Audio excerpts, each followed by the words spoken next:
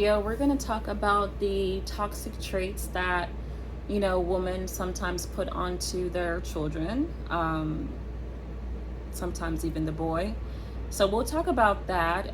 This is coming after just watching a couple of series from Mama's Boy on Discovery. So, yeah, we're going to touch on that because I feel like for a woman to do that, it's a sign of a very selfish act. You don't even care about your child enough to ensure that he gets the proper training to be a man. And instead of ensuring he has the proper training to be the successful man he should be, you're instead instilling your own limitations into him. You're instilling your own fears, your own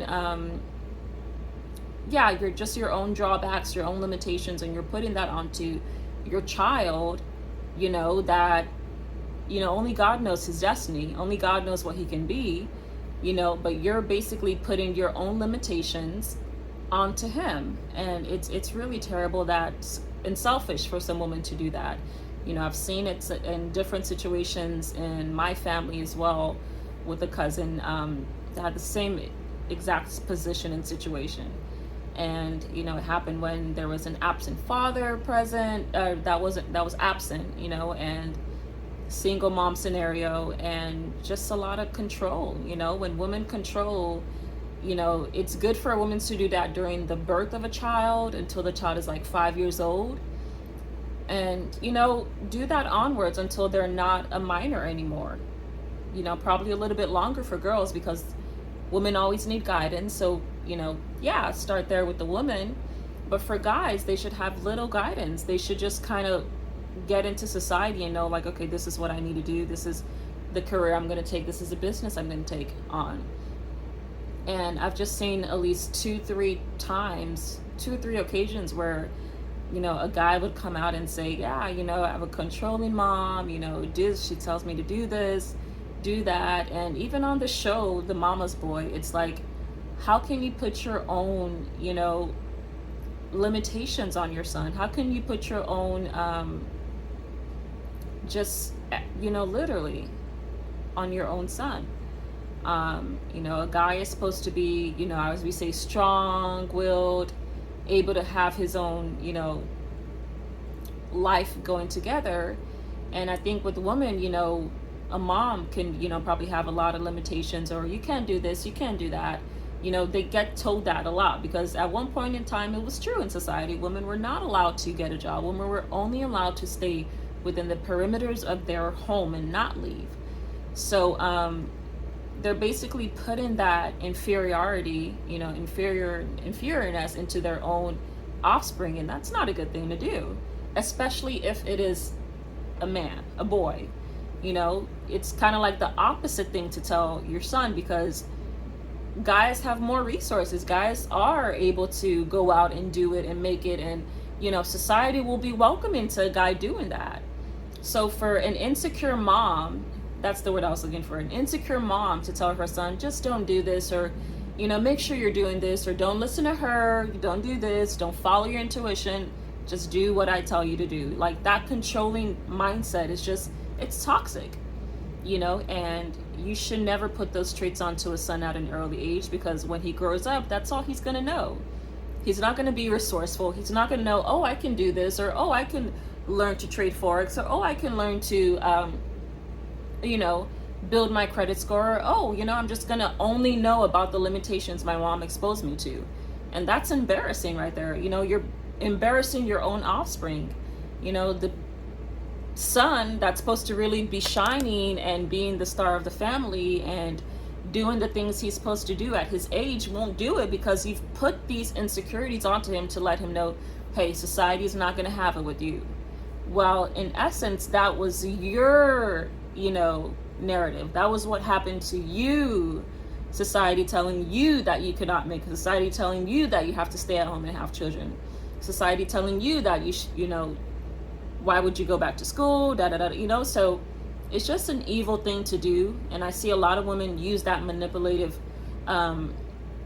tactic on their son and say, oh, if she talks to me this way, you better get on her. Alex, I'm going to use that for an example. You better get on her, Alex, if she talks to me this way. And, or, you know, oh, I don't want you working that job. You're going to be there too late. I'm going to need help at home. You know, this is just you putting your own insecurities, your own limits on your child. It's terrible. You know, and I feel like probably because a lot of women are just jealous people. So I feel like probably, and it's just, you know, weird.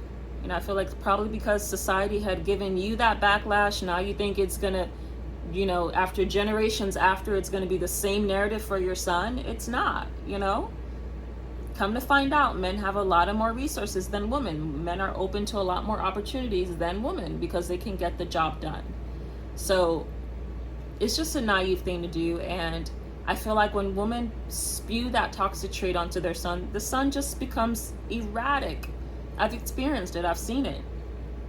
You know, one of my cousins was a mama's boy, and they're very sensitive.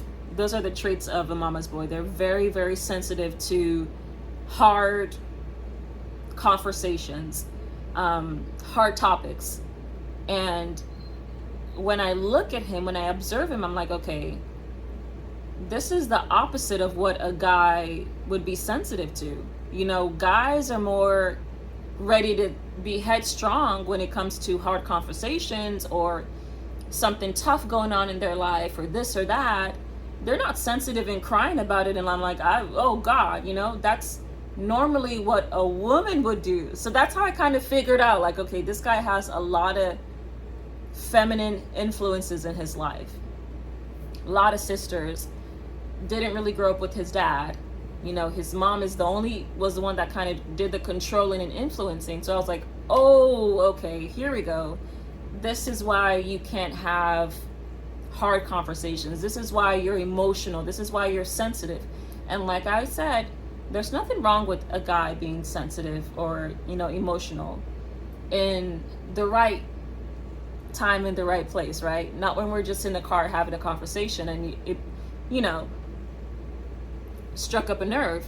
So if I see that too often, like at least 4 or 5 occasions where you're just so in tune with your emotions, you're going to be useless to me, you know, at this point, because the kind of characteristics and masculine characteristics that a man should have to tackle things head on, and to see that you don't have that and you love complaining.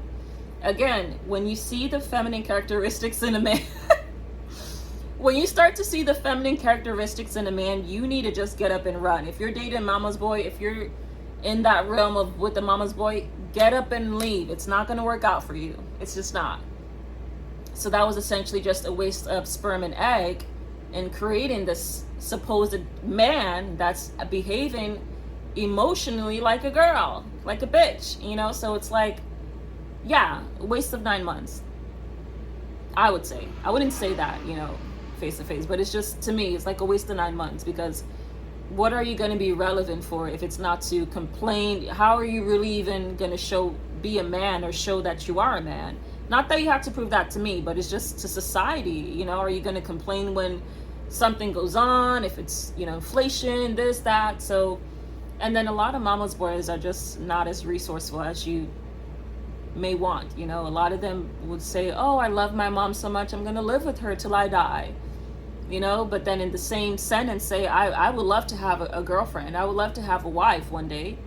How is that going to happen when your mom is literally the wife and the everything you need, you know? So it's just really, really sad to see a mama's boy, because it's like they've been brainwashed, they've been, you know, just in the worst, they've been used, they've been washed up, you know, by a woman. So it's sad. And I know a man would never ever do that to his son. If it's a man, he would he's not going to tell a son, go start gossiping here, go confront this girl. He's going to teach the guy things that he would need to know in order to be a successful man in life. Example, how to change a tire. Example, how to not raise your voice when you're talk to a woman like just normal, like she's a normal person.